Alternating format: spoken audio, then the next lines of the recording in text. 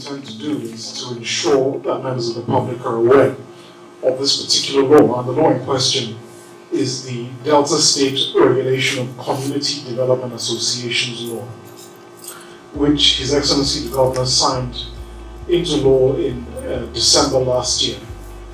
And let me start by explaining what the essence and purpose of this legislation is before I give a few highlights for some of the provisions. As my good brother has said, peace and security is key and central to the development of the state.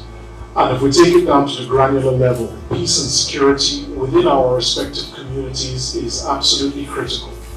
Critical because every single project, every single plan, every single purpose we have in terms of development of the state is located within a particular community. And at the heart of each of these communities are the development associations. So when we have a stable community development association, it assists us in bringing these development projects within our respective communities and by extension within the local governments and ultimately within the state. So security is key to driving and delivering the state's agenda for progress. Now, why this particular law? We've had unfortunate situations where certain disputes and factions within community development associations have led to a breakdown in law and order.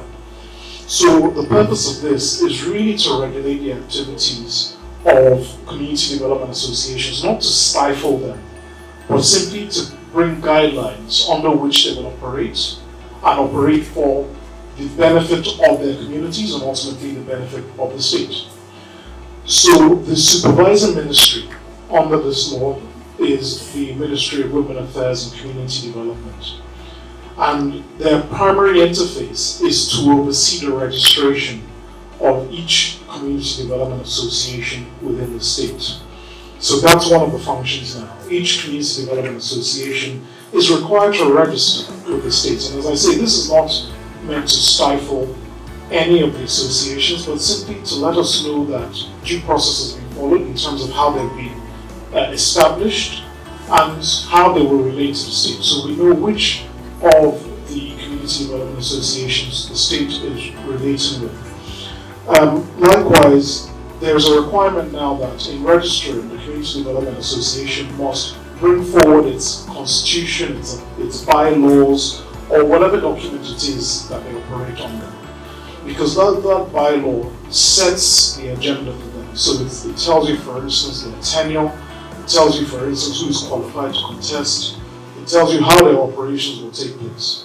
So because we would want to hold each association to its constitution or its bylaw, we require them to submit that constitution to the ministry so we can oversee that they are actually operating and functioning in accordance with the provisions of that bylaw.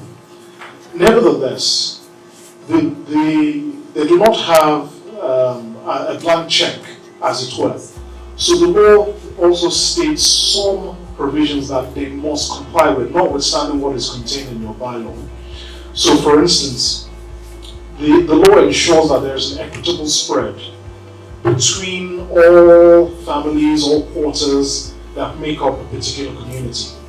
Likewise, there is a rotation in terms of leadership. There is no perpetual leadership by one family or one quarter. So it's supposed to entrench these democratic values that we hold very dear as a state, to ensure that there is equal representation and there is inclusive governance in each of the societies, in each of the associations, I beg your pardon. Not only regulating the structure of the associations, it is also regulating who is qualified to hold office within a particular association.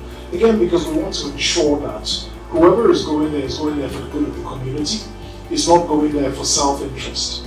So again, the law provides what the qualification criteria is. So primarily you must be a member of that community, you must be a person of proven integrity, there are minimum educational qualifications, you must not be bankrupt, you must not be convicted of any criminal offense, and you must have your mental infirmity intact.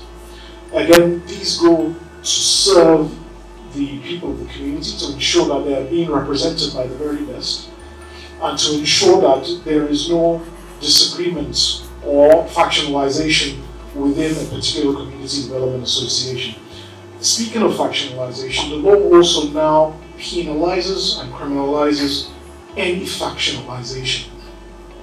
So it is now illegal to have a faction operating. So once the CDA submits its constitution, it submits the officers that constitute that association, it cannot now turn its back and say, oh, we now disagree, and we are going to bring a rival faction. So the law prescribes that. And really, if these things arise, then the Ministry of Women Affairs is there to superintend. So if, for instance, there are any disagreements or any differences between members of a particular community, before it graduates into a dispute, we expect them to come to us and say, we're having this difference, please mediate between us. So the ultimate aim of this, like I say, is not to stifle, but to encourage peace, to encourage unity between all members of the community, and to ensure that the governance structure is proper and is efficient. And the underlying objective is peace and security, and ultimately to ensure that we have a platform through which the state can present its various projects and citizens can ultimately reap the dividends of democracy.